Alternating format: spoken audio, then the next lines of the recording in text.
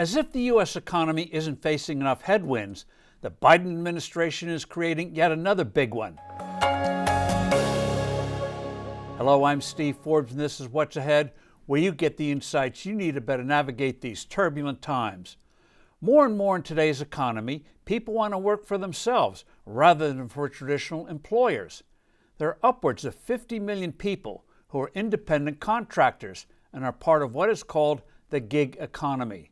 Software developers, coders, graphic designers, beauticians, barbers, real estate agents, musicians, a variety of consultants, independent drivers, most notably with Uber and Lyft, as well as more traditional occupations such as photography and freelance writing. High technology is making it more feasible for individuals to work on their own, sometimes doing projects for several companies at a time. And freelancing with high-tech firms is booming as companies strive to get skilled help they need for various projects. A Pew Research survey found that around 80% of gig workers were satisfied with what they were doing, liking the flexibility of work hours and the opportunity to work for several companies at the same time. But at the behest of big labor, the Biden administration wants to put the kibosh on most of the gig economy by forcing companies to reclassify most independent contractors they use as regular employees. The Labor Department has put out a new rule that would do just that. After bureaucratic procedures are cleared, the rule will likely go into effect early next year.